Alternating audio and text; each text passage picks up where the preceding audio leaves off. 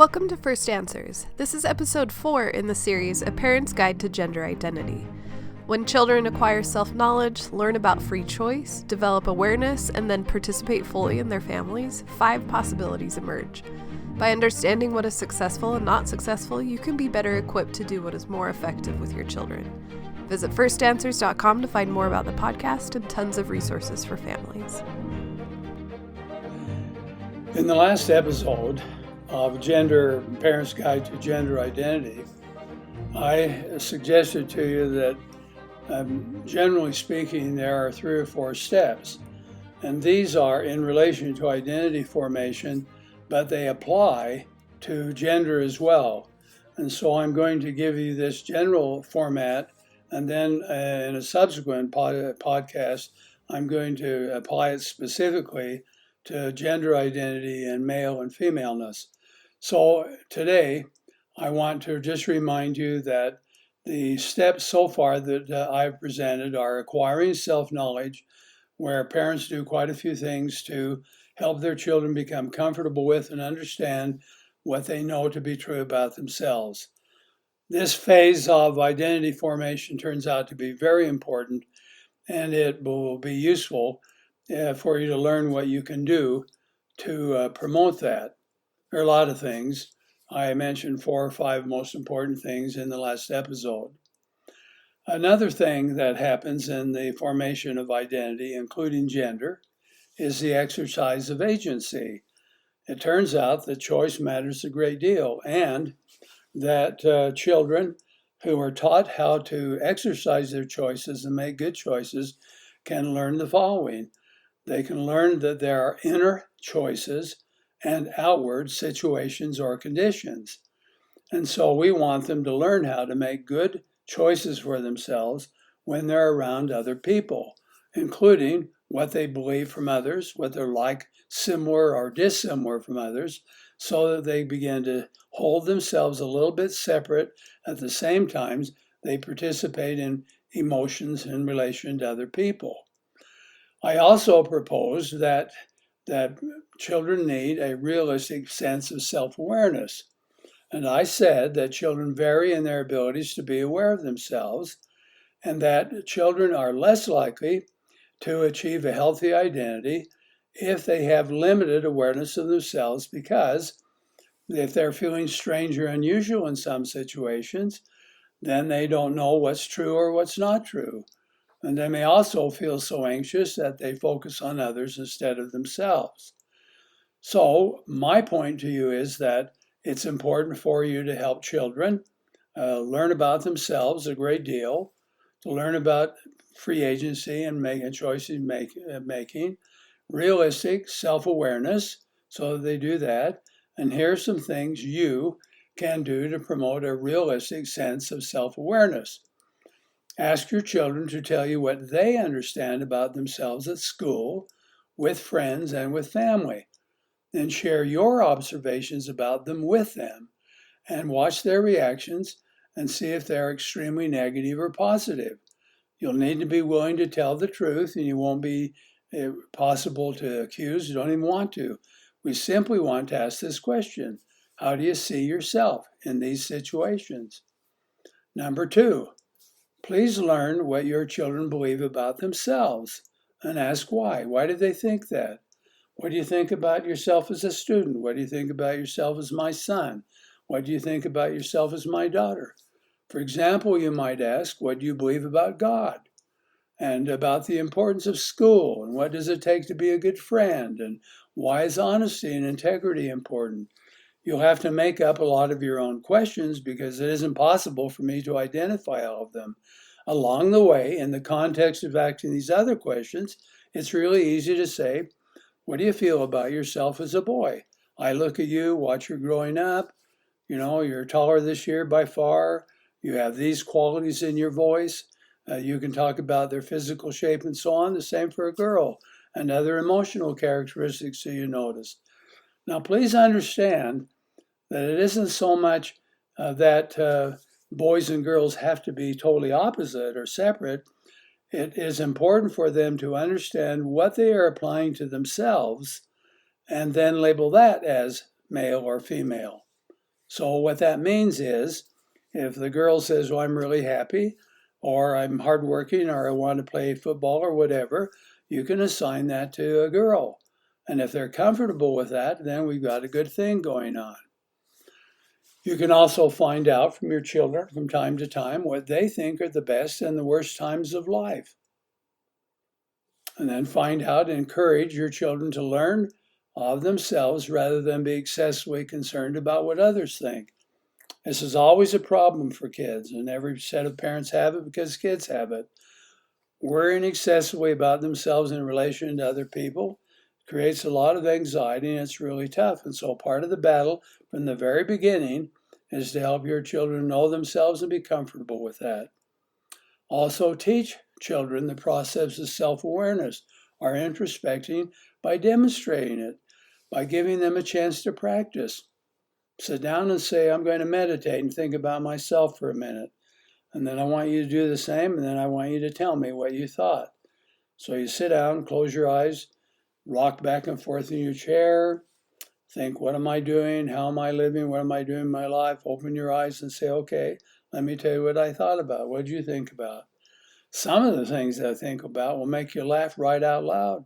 But you say, I love it. Now do it again until they understand the process of helping them practice introspecting and meditating. It's not natural.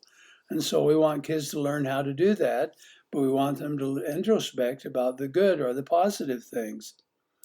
Then you can ask your children to explain how they know the following are true. Feeling loved by somebody, do you know that's true? Feeling sympathy for others, do you know that? Do you understand about empathy? Do you believe a religious principle is true? And so you ask them what they believe is true and what they believe is false, and you say, how do you know? Why are you deciding that? What is true about being a boy? What is being true about being a girl? And the point is, you're teaching your children what is called realistic self-awareness. Now, let me make a review so that we talk about it again. According to the authors we are quoting, or I am quoting, there are some stages of development. This is James Coate and Charles Levine, who said they acquire self-knowledge, then they need to learn how to exercise agency, they need to learn about realistic self-awareness, and you can help with that. And then last, according to these authors, they participate in and learn from their families and social community. And I want to talk about that. In the previous episode, I said that children do not know whether what they believe about themselves is true or not true. And so in their family and in their social life, they will gather information about themselves and confirm or disconfirm what they have previously believed. And that's why you want to be careful about who your children participate with, and you want to be careful and aware of what you communicate to your children about them. Now, here's the point. Children learn about themselves from the communication they have with others, from their families, and the social situations they participate in, and the views they acquire from society. That is, they're hearing the news, they're watching an election, they're forming an opinion about what's going on in the country, and that also has some notions about themselves.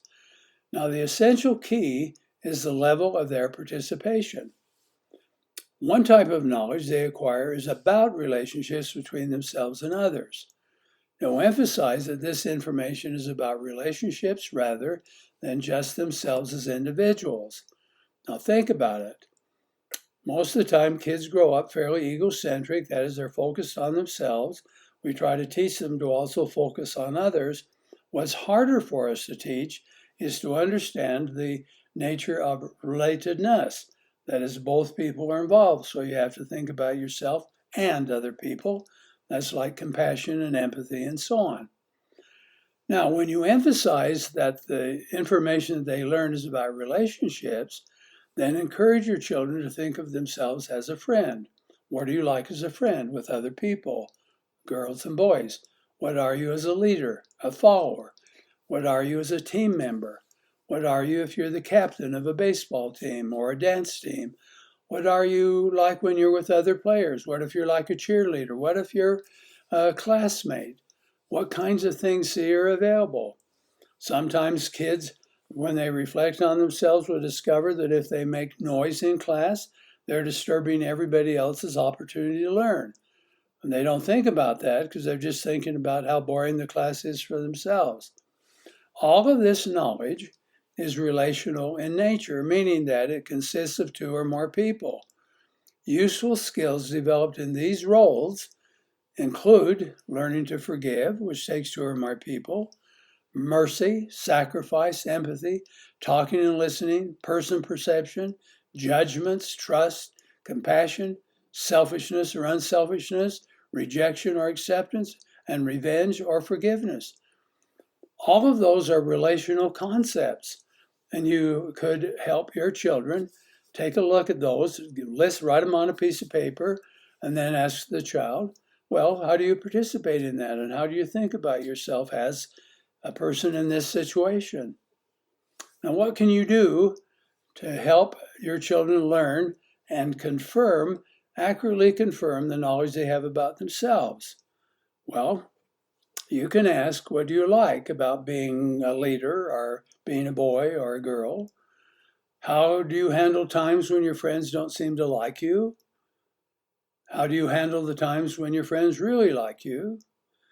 What did you learn during the time you played soccer or baseball or whatever they play? Now, here's another question. Who are your friends, and what kinds of things do you do together, and why? Are they things that respect one another, or are they things that force you to accept something you don't want? What does it take for you to make and keep a good friend? And then teach all positive relational forms of knowledge. It's really crucial that you take a look at these relational things because gender identity does not occur in isolation from others. It occurs in relation to others. So, a boy who does not see himself like other boys, has an issue. Same for girls. And then they say, well, maybe I'm more like that, and so on. And they do these comparisons.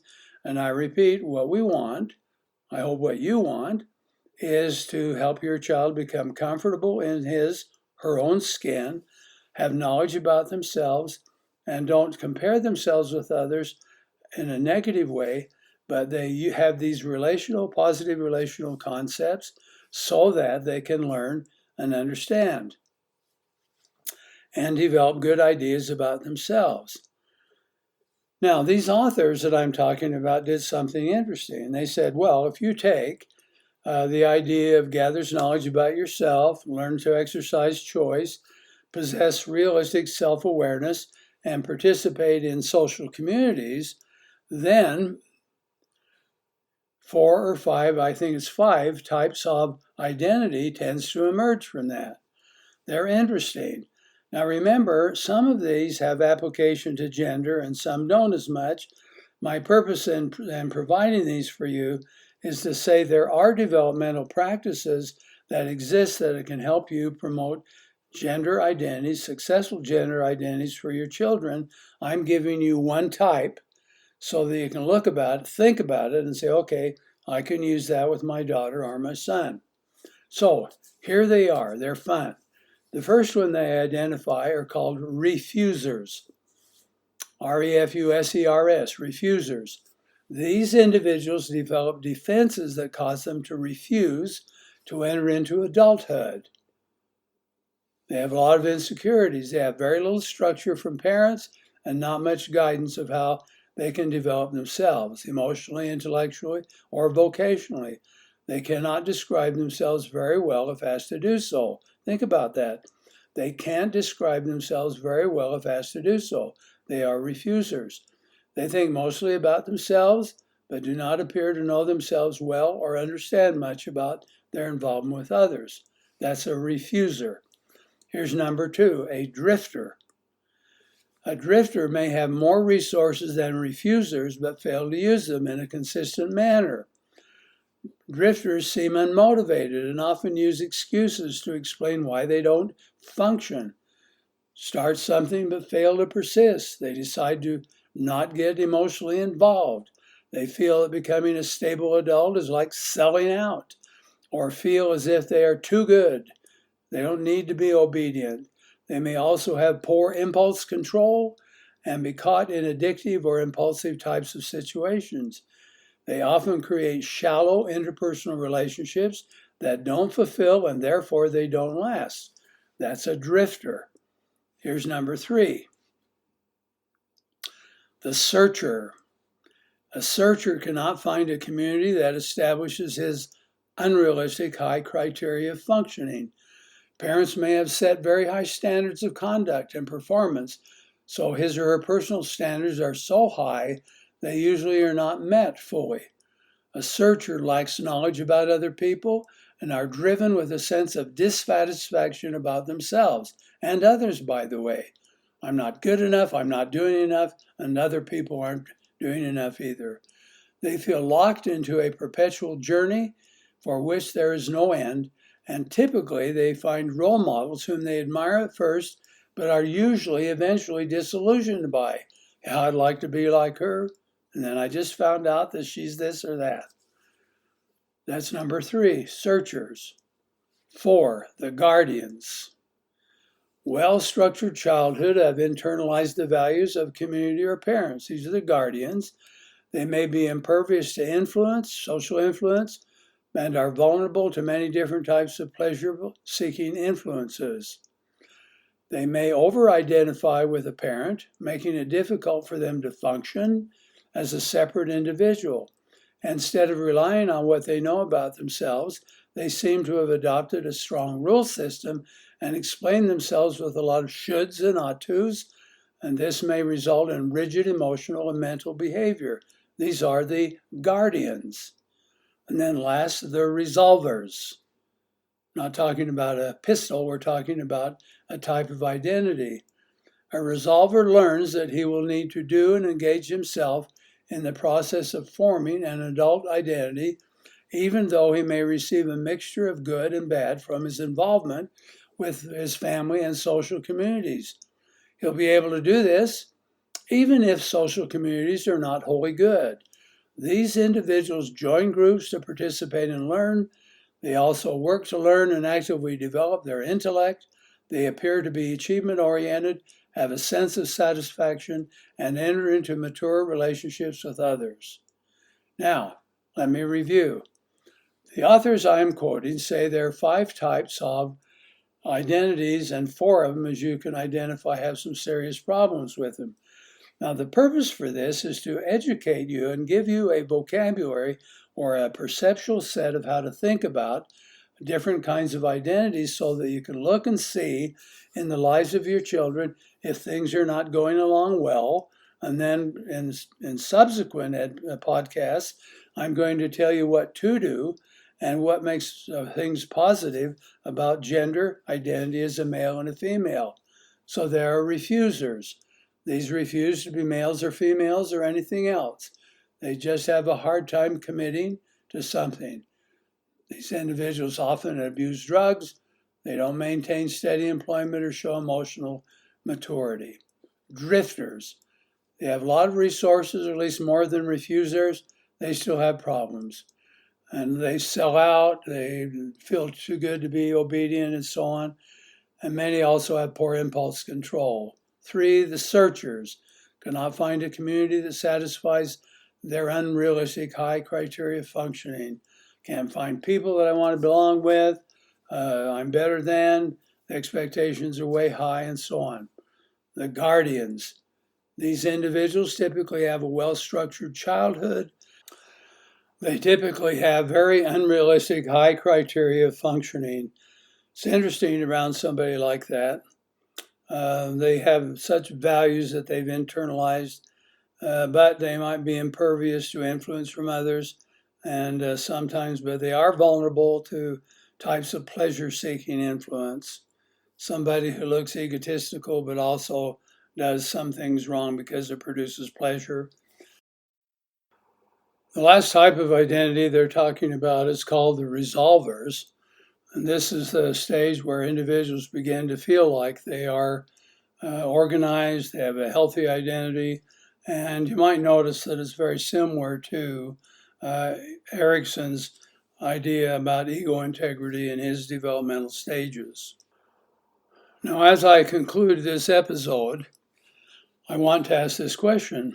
Is there any form of influence that interferes with identity formation specifically? And the answer to that is yes, there is. And I believe the answer is a high and level intensity of anxiety. And I've noticed that high anxiety is almost always involved when feelings and attractions consistent with alternative forms of identity emerge. And that is that intense anxiety appears to fragment the growth of identity. This is a form of anxiety that has characterized the individuals for many years. In many cases, this type of anxiety becomes sexualized or becomes linked to sexual impulses. That is, I'm anxious about the feelings I feel.